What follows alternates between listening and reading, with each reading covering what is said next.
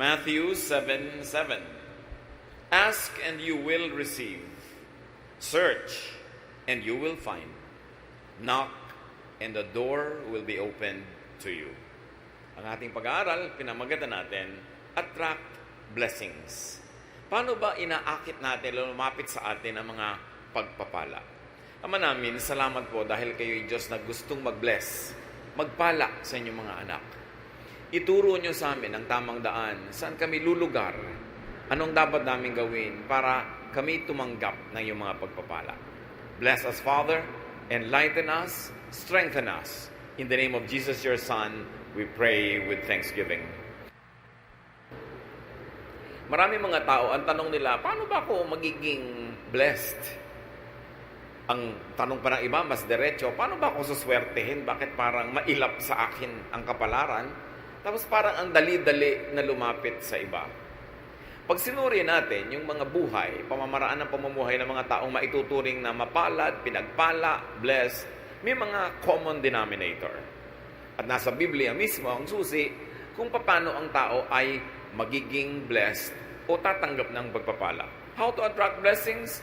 Be clean and tidy in your body and surroundings. Umpisang-umpisa yan.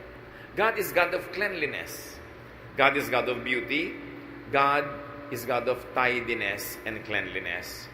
Kung paano dapat malinis ang ating espiritu, ang kakambal kasi ng espiritu natin, katawan, the physical world, malinis din, maayos ang ating katawan, ang ating pangangatawan, at ang ating kapaligiran. It goes without saying, na kung ikay marumi at burara sa iyong kalusugan, sa iyong katawan, sa iyong kalinisan, madali ka magkasakit. At mahirap ma-blessed kung may sakit. Mahina ang iyong katawan, tinatamad ka, wala kang energy, wala kang drive. So dapat namumuhay ang tao sa paraan na siya'y palayo ng palayo sa mga infection, sa mga accidents, dala ng kapabayaan at karumihan at kaguluhan ng paligid.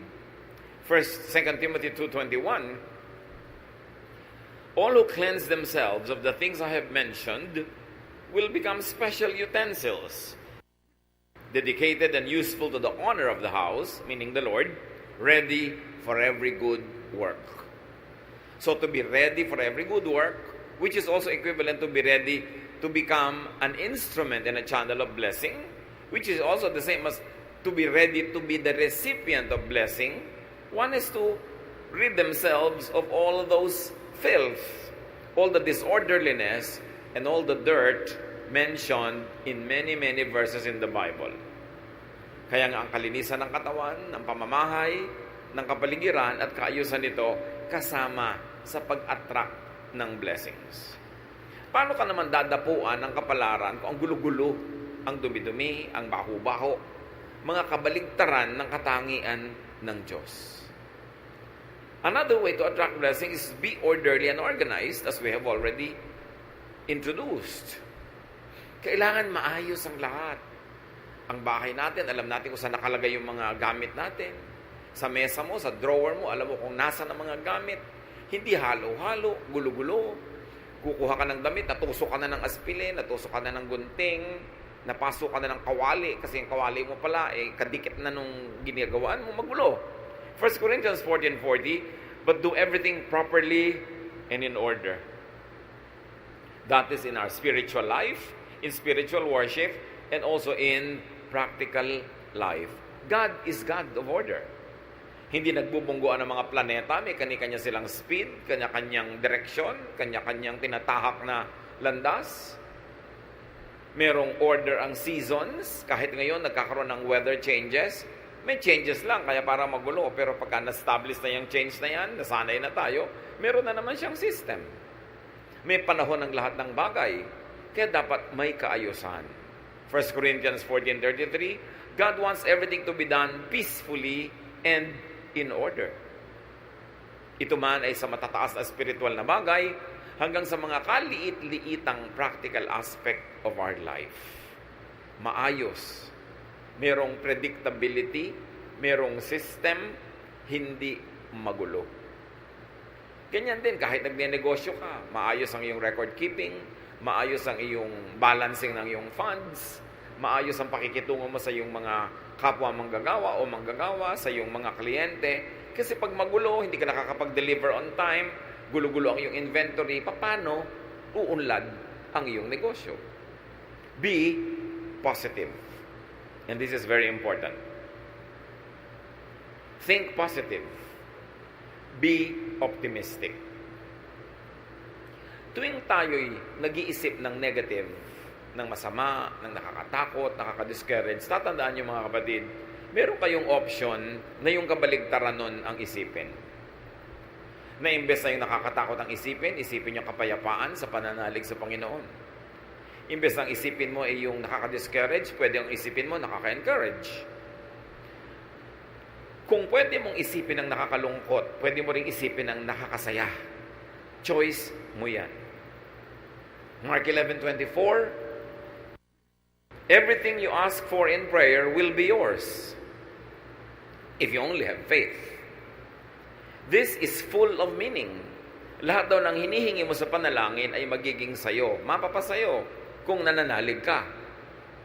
Ang akala ng iba, ang prayer, yun lang inuusal ng bibig. Yung Lord, magpe-pray na po ako, ito na po ang prayer ko, amen, at yun ang prayer. That is verbalized prayer, only one of the many forms of prayer. But thoughts, words, and attitude are prayers too. Sa palagay nyo ba, kinaklasify ng langit yung prayer na sinasabi ng iyong bibig na merong ending na this I pray in Jesus' name? Inihihiwalay niya ba yon sa mga isipin na pumapasok sa iyong utak? Sa mga iba pang salitang namumutawi sa iyong labi at sa iyong ugali? Lahat yan, prayer. At sabi, di ba, pag hinihingi mo at naniniwala ka, ibibigay sa iyo. Kaya yung iba sabi, ako, ang hirap ng pera. Mahirap ang kumita ng pera. Siguradong hirap yan sa pera. Kasi sinasabi niya, prayer yun. It is a statement of faith. Ano yung paniniwala mo? Na mahirap kumita ng pera. Di ba sabi, when you ask in faith, it will be given to you. Kaya pag sabi mo, yung biyanan ko, wala nang hope yan. Yun nga nangyayari, nawawalan ng hope. Because that is your prayer. Pag lagi mo sasabihin, ang hirap ng buhay. Humihirap talaga ang buhay. Dapat nating malaman na ang prayer hindi lang yung minememorya ng iba at hindi lang yung magagandang mga pananalita na may introduction na magpe-pray na tayo tapos ine-endan mo ng amen. Lahat ng tumatawid sa iyong isip, lahat ng lumalabas sa iyong bibig ay panalangin. Kaya pag sabi ko, wala na akong pag-asa, ganito lang ako, nagiging ganun ka talaga. Kasi yun ang hinihingi mo. And the greatest deception is people don't realize that they are always praying. And only when you think that way, will you realize that it is possible to pray without ceasing. Di ba sabi, pray without ceasing? Pwede ka ba namang hindi tumigil manalangin? Yes, kasi pati ang iniisip mo, panalangin. Pati ang panaginip mo, panalangin. When it crosses your mind, it registers in heaven. Because we connect with God through our thought. Paano ba tayo kumukonect sa God? Through our hands? Nakikipag-holding hands ba tayo sa Diyos? Through our lips? Through our feet? No. Through our thoughts. And what you think of, get registered in heaven. And when you believe in what you are thinking of, therefore you believe in your prayer, it is given to you. That's why watch your thoughts. Minsan, sarili mong anak, sabi mo, itong anak ko na to, bobo to eh. Prayer mo yun. It is a statement of faith. Pag sasabi mong wala naman lalaking faithful, di ganun nga mangyayari sa husband mo sa'yo kasi sinasabi mo na pinagdadasal mo na. Bantayan natin ang mga pinagsasabi natin kasi natutupad. That is the great and mysterious power of the spoken and the unspoken word. It happens. Kasi we were created in God's image. At pag ang Diyos inisip niya at sinabi niya, nangyayari. Pag sinabi niyang, let there be light, nagkakalight. Pag sinabi niyang, let waters and the earth separate, nangyayari. We were created in God's image. May kapangyarihan ang ating salita. That's why with every word you say, you either bless or curse your own life and others. Kaya dapat mag-isip. Attract blessings, Speak good, kind, and positive words. Siyempre, birds of a feather flock together. Ang nagbabarka-barkadahan, ibong magkakamukha ng balahibo. At ganoon din yun. Kung ang balahibo ng yung ibon ay puro negative, ang ma-attract niyang kabarkada, negative din. Pag kulang ng pananalig, yun ang ma-attract niya. Weakness, failure, fear, kasi magkakabarkada yun. Proverbs 16:24, kind words are like honey. They cheer you up and make you feel strong. So have only kind words for others to strengthen them, and have kind words also for yourself to strengthen yourself. And when you are strong emotionally, when you are strong spiritually, you become strong physically. And when you are physically, emotionally, spiritually strong, you are ready to receive blessings. Blessings go to the strong, to the happy, to the positive. Because magkamukha sila, magkabarkada sila. Prepare yourself to be blessed. Pag may nangyayaring hindi maganda sa iyong buhay, pwede mong yun i-celebrate. Palakihin mo siya. Hindi maganda ang buhay ko, kawawa naman ako, api ako, wala akong talent, mahirap ako. Sige, paulit-ulitin mo at di kanyan iiwan. To change the situation, you've got to change your thought about it first. Be changed by the renewing of your mind. It's all in the mind. It's all in the thought. Kaya pag nakokontrol mo yung direksyon ng yung utak, uy, teka, nagne-negative ka utak ka, ayoko niyan, ipapositive ko to. Uy, nagiging afraid ka, gagawin ko, faith, ang kapalit, mananalig ako. Decision yan. So kind words are like honey. You know, unkind words are like acid. Pag ang bibig mo, lagi ang laman unkind words, parang lalagyan niya na may lamang asido. It destroys its own container. So prepare to be blessed by thinking positive, by being positive. It is a choice. It is a habit to be positive or to be negative. But you know that God is positive. Paano kanya i-bless kung negative ka? Hindi ka handang tumanggap. Another way to attract blessings is to be a blessing to others. Matthew 5:16, make your light shine so others will see the good you do and praise your Father in heaven. When people praise God because of what they see in you, is it too far for God and too difficult for God to bless you? Because He gets delighted when He is praised. And He is worthy of praise. Pero kung napipintasan ng Diyos dahil sa iyo, alam mo na kung anong ina-attract mo na energy. Yung kasabihang talbog sa akin, dikit sa iyo. Pag blessing ka sa iba, tatalbog din yung blessing, didikit sa iyo. Pagka curse o sumpa ka sa iba, tatalbog yung sumpa, babalik sa iyo didikit. Because what you give is what you get. Ganun ang rule of life. What you give is what you get. So when you give blessings, anong ibibigay sa'yo ng kalangitan? Kundi blessings din. Kaya yung mga mararamot, yung mga mahilig na gumawa ng masama sa kapwa, manira, hindi nila alam, sarili nila ang magiging sira pagkatapos nun. Bumabalik at bumabalik sa atin parang boomerang ang lahat ng ating hinahagis. Kaya kung dumudura ka sa langit, sa mukha mo rin lalaglag ang iyong dura. Pagka nang aapi ka ng kapwa, may balik yon. Pag naninira ka, gumagawa ka ng masama, may balik yon. Kaya nakikita nyo most of the time, yung mga chismosa, hirap sa buhay. At kung hindi man sila nahihirapan ngayon, baka bukas pa. Pero kadalasan, isipin nyo lahat ng chismosa ang kilala nyo sa buhay nyo. Mga hirap sa buhay. Kasi negative. Kasi laging naninira. You attract blessings, give. Be a giver of good things. Be generous with what you give. Proverbs 11:25, Be generous, and you will be prosperous. Help others, and you will be helped. Napakadali namang maintindihan.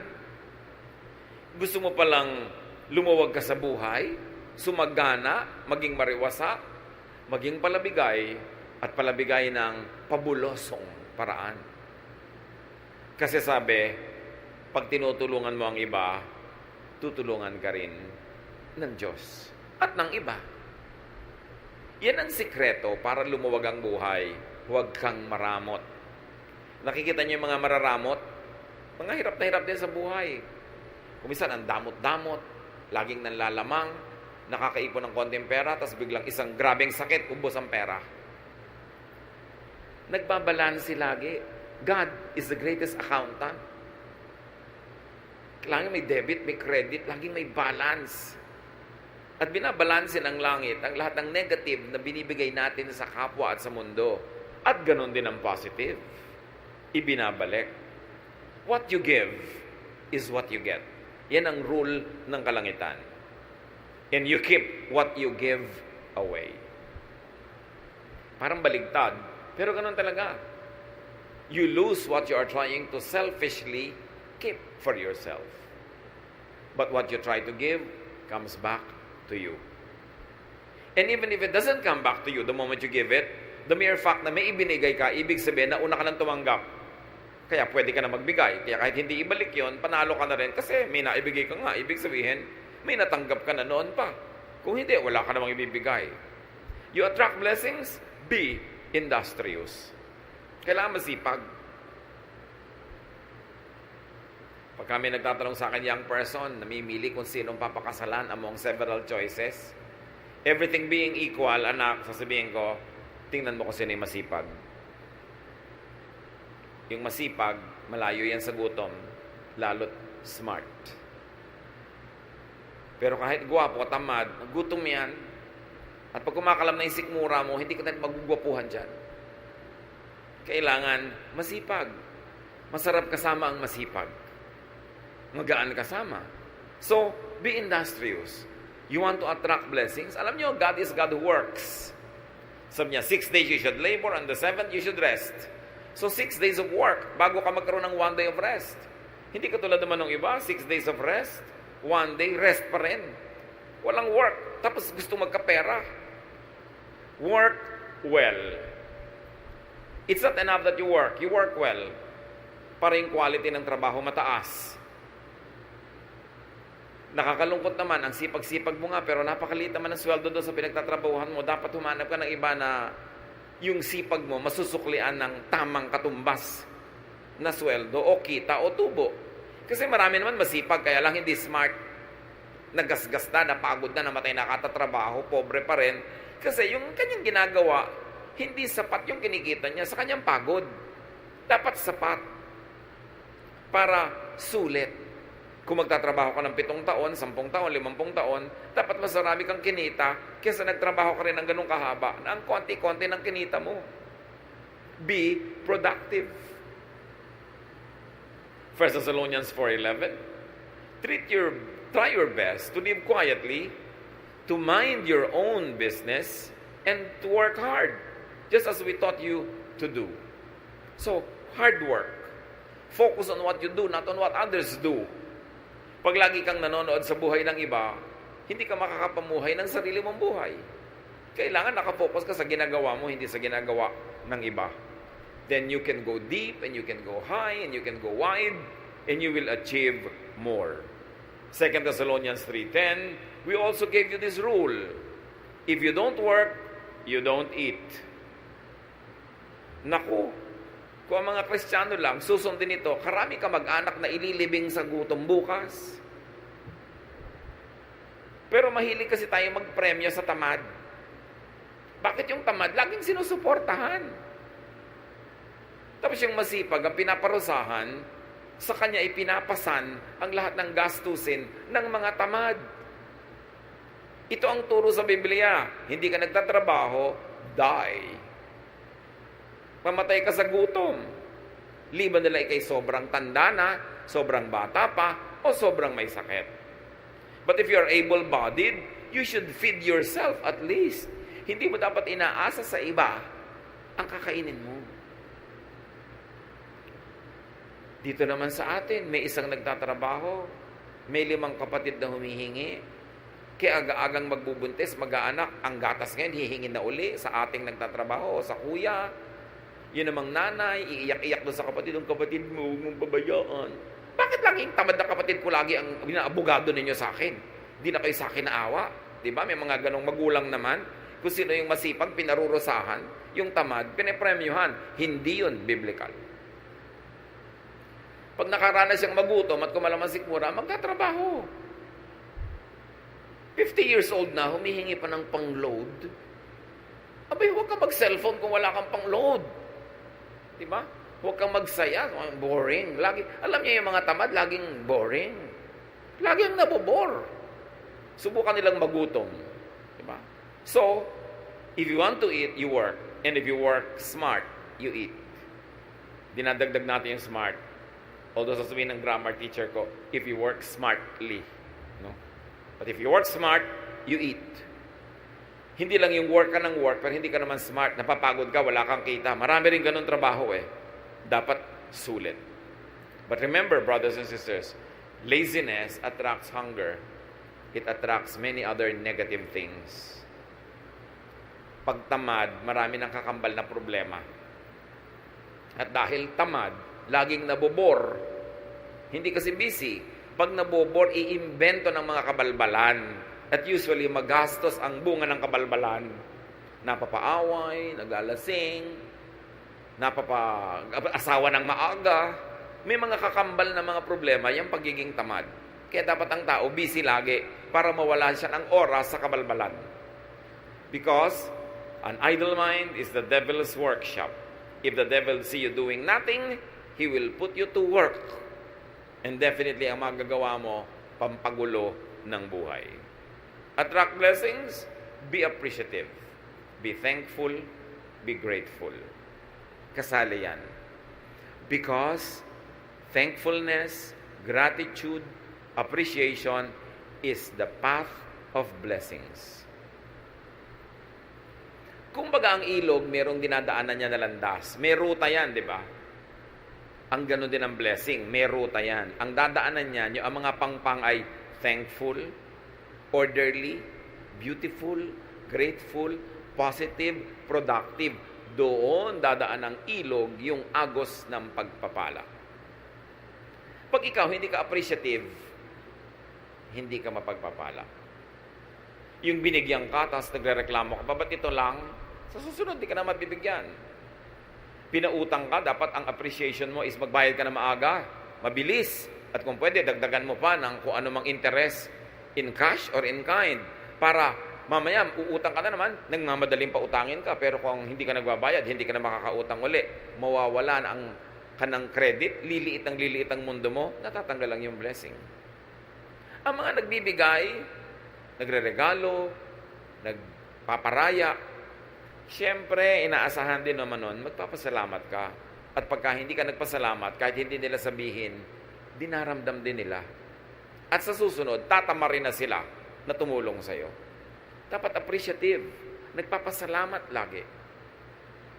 Merong isang asawa, niregaluhan ng husband ng isang blouse, pagbukas ng bag ng regalo, ang sabi agad, ay, hindi naman ganyan ang color na gusto ko. Sabi ng husband, lamunin mo para mawala yung kulay na ayaw mo. Dahil binigyan na nga, nagre-reklamo pa. May mga ganon, bibigyan mo ang hahanapin, kapintasan, reklamo, etc., etc. Pasalamat ka, binigyan ka ng blouse. Pasalamat ka, binigyan ka ng ganito, ng ganon. Hindi yung magre-reklamo ka pa. Si Jesus, may pinagaling siyang 10 ketongin. Nung naggalingan, nagtakbuhan na pauwi yung Siyam. Isa lang yung nakaalala, ay, nag-about face at nagpasalamat kay Jesus. Luke 17 to 19, Jesus asked, weren't 10 men healed? Where are the other 9? Why was this foreigner the only one who came back to thank God? Then Jesus told the man, you may get up and go. Your faith has made you well. Sa 10 pinagaling, isa lang yung na-affirm, na-confirm at na-cement yung kanyang paggaling. Yung Siyam, hindi natin alam kung bumalik ulit yung ketong nila. Pero isa lang ang in-affirm ni Lord. Kasi isa lang yung nagpasalamat. Mapagpasalamat tayo dapat. Pagka ikay nakakatanggap, bigay ka agad. Sa nagbigay sa'yo o sa ibang nangangailangan, ganun ang pagpapasalamat. Hindi susuluhin mo lang. At magpapahayag ka talaga ng thanksgiving. Gano'ng karami pa ngayon ang nagpapadala ng thank you card, kahit sa text. Hindi yung pagka nabigyan ka na, nakalimot ka na. Pagka masaya, nakakalimot, pag lang malungkot, nakakaalala. Ang mangyayari, masisira ang papel mo. Hindi ka na kakatuwaan ng iyong kapwa. And you know, we all need help to succeed. We need help in the beginning and in the end. But people help only those that they like. So pag nadala sa'yo, hindi ka appreciative, hindi ka nagpapasalamat, wala man lang mahita at mapala sa'yo sa kagagawa sa'yo ng mabuti, mauubos ang gumagawa sa'yo ng mabuti, lilit ang iyong mundo at mawawala ang iyong mga blessing. Matthew 7:7, ask and you will receive. Search and you will find. Knock and the door will be open to you. But remember, you ask, seek, and knock with your thoughts, with your words, with your actions. Lahat yan, prayer. Kahit hindi ka mahilig sa formal prayer, group prayer, corporate prayer, kung ang thoughts mo lagi, words mo at buhay, ay nakasang-ayon sa mga katuruang ito, nagdadasal ka actually. At dinidinig ang iyong dasal. Remember, you attract what you think of. Pag ayaw mo, huwag mong isipin. Kasi oras inisip mo na, pupuntahan ka niya. Ayaw mong matakot, huwag kang mag-isip ng nakakatakot. Huwag kang manood ng nakakatakot. Huwag kang makinig ng nakakatakot. Kasi oras na pinapasok mo yan sa utak mo, hindi ka na niya lulubayan, lagi ka niyang tatakutin. Pagka ayaw mong ma-discourage, huwag kang makipagkwentuhan sa nakaka-discourage sa tao. Kung ayaw mong makaladkad ka sa mga gulo at chismis, huwag kang makipag-usap sa mahilig sa chismis. You attract what you think of. Kaya yung lagi mo iniisip, may sakit ka, natatakot ka, mamaya may sakit ka na nga. Isipin mong malusog ka. Because ang iniisip is a declaration of faith. And when you believe in it, it will happen. Ganun ka-powerful ang ating mind. Kasi mind of all our body parts, mind is the throne of God. Doon talaga nakatira ang Diyos. At yun ang inaagaw ni Satanas, yung mind mo rin. Gusto niyang tumira din siya doon, para yung mga isipin niya, ang pumasok sa isip mo, yung mga pananakot niya, yung mga panggigipit niya, pagpapahirap niya, pag-aakit niya, utak ang pinag-aagawan. Kaya dapat iloklok natin sa ating utak ang Diyos. Hindi si Satan. Hindi mga negative, hindi mga nakakatakot, hindi mga nakakasira ng loob. You attract what you think of, you attract what you say. Watch your language. What you say will come true. And you attract what you do. Yan ang mga prayer. Luke 6:38, give, and it will be given to you. A good measure, pressed down, shaken together, and running over, will be poured into your lap. For with the measure you use, it will be measured to you. Kung anong ibinibigay mo, yun ang tatanggapin mo. Kung paano ka magbigay, ganun ka rin paano tatanggap. So give, and you will receive. Be a blessing, and you will be blessed. Dear Lord, we thank you for these reminders. Salamat sa mga paalala nyo na hindi naman mahiwaga para mabless. Itinuro nyo sa inyong salita kung paano kami mabibless. Buksan nyo po ang aming isip. At sa mga alam na namin, turuan mo kami maging masunurin, that we do not resist your word when we hear it. That today as we hear your word, we do not harden our hearts as in rebellion. kundi maging teachable kami. And we should be willing to change our ways, to change from negative to positive, from ungrateful to grateful, from unloving to loving, from unhappy to happy. Teach us, Lord, to pattern our thoughts after the thoughts of your Son, Jesus. Madisiplina namin ang aming isip at ang aming bibig at tumindig kami lumugar kung saan dumadaan ang agos ng iyong pagpapala. Pagbulay-bulayan natin ang mga ito, mga kapatid, kung paano i-apply sa ating personal life. Meditate on it for a minute. Think about what this message is telling us and decide to heed the word of truth, truth that liberates and empowers. Be alone with the Lord in silent reflection.